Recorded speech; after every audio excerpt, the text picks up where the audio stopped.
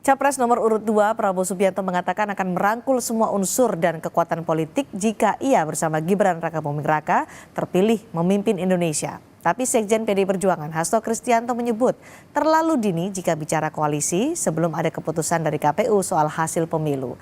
Akankah kubu Anies Muhaimin maupun kubu Ganjar Mahfud mau menerima rangkulan Prabowo Subianto atau justru memilih jalan yang berseberangan? Kita akan bahas lengkapnya bersama narasumber yang sudah bergabung di Sapa Indonesia malam hari ini. Ada Ketua DPP PKB Daniel Johan, politisi PDI Perjuangan Andreas Hugo Parera, serta pakar komunikasi politik Gun Gun Herianto. Selamat sore semuanya. Selamat sore Cindy. Selamat sore Mas Terima kasih Gun-Gun, sudah bergabung bersama kami. Pak Andreas, Daniel. Mas Gun Gun, menurut Anda kemana ke arah politik dari PDI Perjuangan dan juga PKB pasca pemilu? Akankah ada di barisan pemerintah atau oposan? Ya, memang saya memahami bahwa terlalu dini untuk kemudian menanyakan ini ke Bang Daniel atau Bang Andreas ya. Karena pasti ya posisi politik itu akan ditentukan setelah kemenangan ya. Karena kalau ini kan keunggulan count. Kemenangan itu nanti definitif dinyatakan atau ditetapkan oleh KPU. Pasti akan positioning itu akan semakin jelas, tetapi komunikasi politik menurut saya akan tetap dibangun. Yang jelas di dalam maupun di luar pemerintahan itu menurut saya sama pentingnya.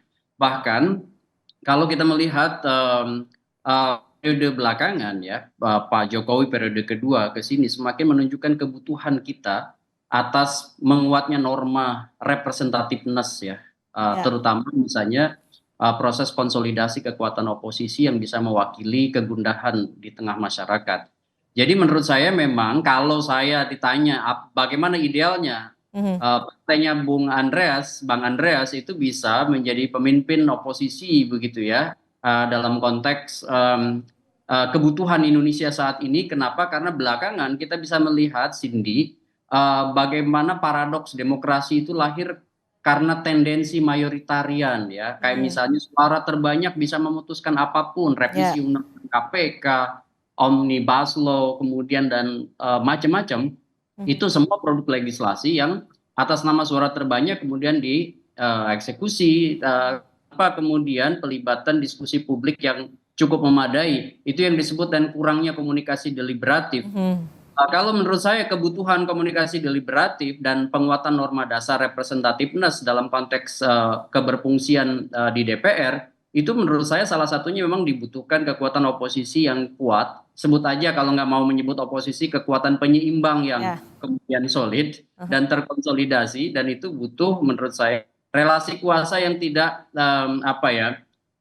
satu begitu kuat, begitu misalnya sampai 70%, tetapi kemudian menyisakan hanya sedikit kekuatan di luar kekuasaan, dan itu kemudian membuat powerless begitu ya.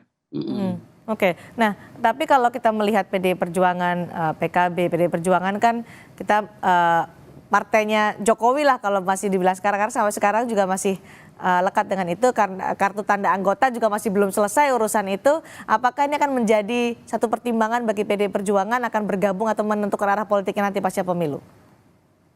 Ya, ini masih terbuka sebenarnya, namanya ZOPA atau Zone of Possible Agreement ya, area yang memungkinkan masing-masing pihak membuat kesepakatan termasuk renegosiasi misalnya antara antar figur utama. Makanya kemudian pasca Pilpres ini menurut saya salah satu yang menentukan adalah Bu Mega. Apakah kemudian nanti Bu Mega memastikan PDIP berada di barisan misalnya kekuatan oposisional, atau kemudian melakukan komunikasi ulang dengan Pak Jokowi dan akhirnya kemudian misalnya masuk dalam skema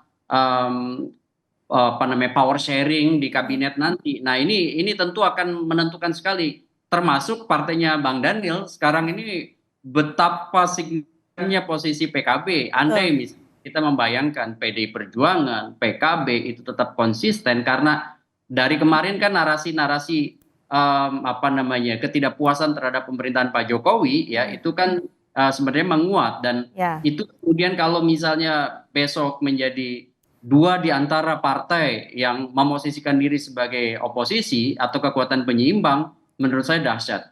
Republik ini akan punya kontrol yang terkonsolidasi dan itu bisa kemudian memfungsikan diri di DPR dengan lebih efektif. Oke, kalau itu bergabung akan menjadi kekuatan dahsyat. Mas Gun-Gun, ini waktunya sempit sebelum kita ke azan maghrib, singkat saja untuk Mas Gun-Gun. Sekarang masih berproses, tapi bagaimana, kapan menurut Anda partai politik mulai berpikir soal arah koalisi? Singkat saja Mas Gun-Gun.